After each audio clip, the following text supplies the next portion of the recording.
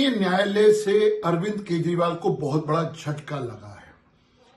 Court ने साफ कहा है कि 17 फरवरी को सम्मन जारी करके ईडी के समक्ष पेश होना पड़ेगा अरविंद केजरीवाल को।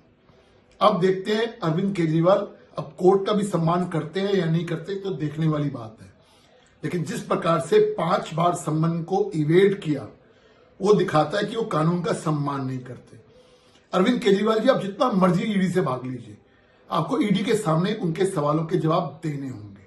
सवाल बहुत सारे हैं।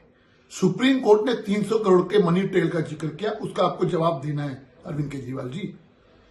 संजय सिंह की बेल के जब रिजेक्ट हुई तो उसके बारे में कोर्ट ने कहा कि प्राइमा फेसी वो कहीं ना कहीं कल्प्रिट है इस स्कैम में, उसका जवाब देना है।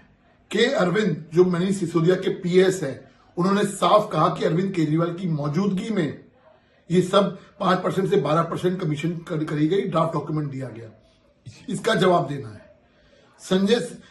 समीर महेंद्रू को आपने बोला विजय नायर इज माय बॉय, इस सवालों के जवाब देना। तो ऐसे बहुत सारे सवाल हैं जो ईडी के समक्ष आपको प्रस्तुत होने पड़ेंगे। आप जितना मर्जी भाग लीजिए, अब कोर्ट का सम्मान करते हैं या नहीं करते, अभी देखने वाली बात है। लेकिन आज जो कोर्ट ने फैसला दिया है उसका स्वागत है।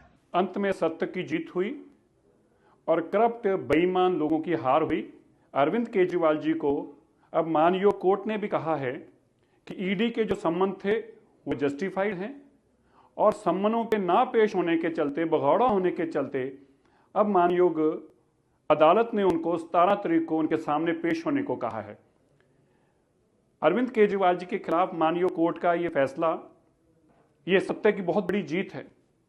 अरविंद केजरीवाल जी को सम्मन किया गया कोर्ट में उनको अपीयर होने को बाध्य किया गया कि आपको 17 तारीख को कोर्ट में पेश होना पड़ेगा, ये सम्मन इशू किए गए हैं।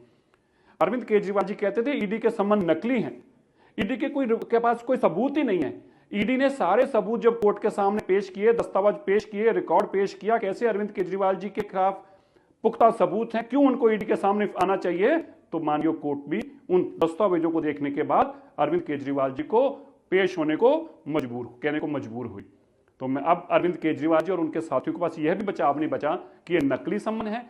अब अरविंद केजरीवाल जी को इस केस को फेस करना पड़ेगा। शराब घोटाले के चलते मैं फिर आज दोहरा देना चाहता हूं, अरविंद केजरीवाल जी लालू प्रसाद यादव के बाद सबसे लंबे समय जेल में रहने वाले व्यक्ति होंगे जो मुख्यमंत्री रहते हुए जेल में जाएंगे और लंबी सजा पाएंगे।